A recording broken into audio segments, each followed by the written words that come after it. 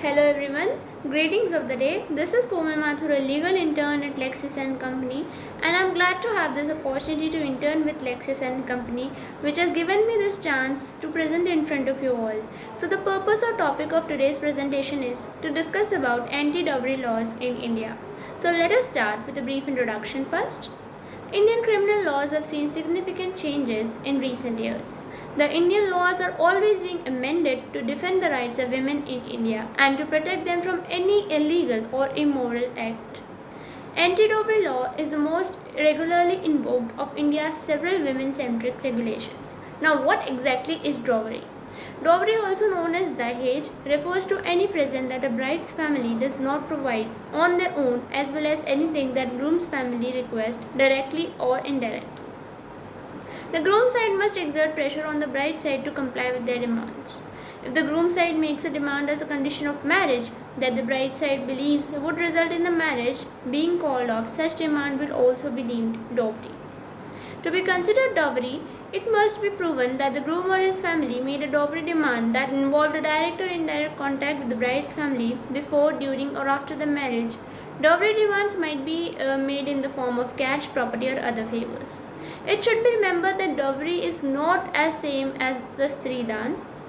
Anything given to the bride by her parents and not to the groom is referred to as Sridan, that is a wife's property. Sridan is a gift that can be offered at any moment and includes the bride's inherited property given to her by her parents. The bride may also receive gifts from her husband's family either in cash or in kind. It does not belong to the husband or his family. It belongs to the bride herself. Sridan is treated as a bride's self-acquired property, but it is returned to the family in the case of bride's untimely death. Now, what is India's anti-dowry law? Since 1961, India has a Dowry Prohibition Act, although the practice of dowry has continued and undeterred.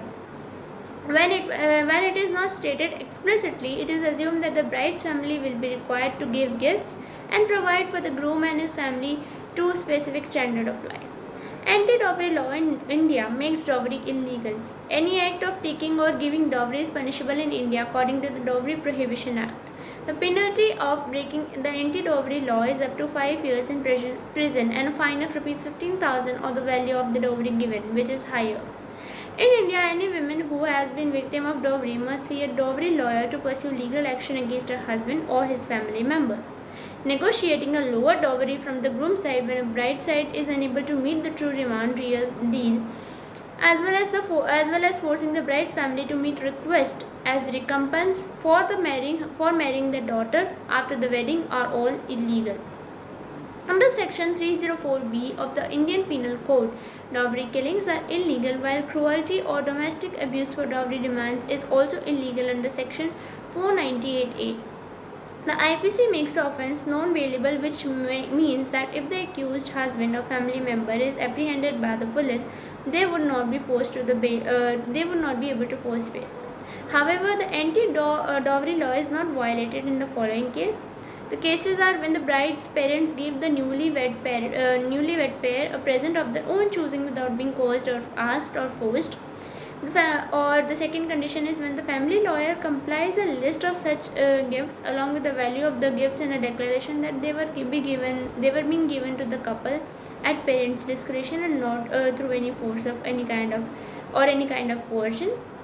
Third condition is when the groom's family receives a copy of the gift list which is intended solely for the couple's use and not for the family. But don't forget, misuse of such anti-dowry laws also can be made and also happens. Let us discuss about it now. It has become a normal practice to employ anti-dowry legislation to blackmail a husband by a wife. The frequency of bogus 498A cases or incidents of misuse of anti-dowry legislation has prompted India's Supreme Court to label it as legal terrorism.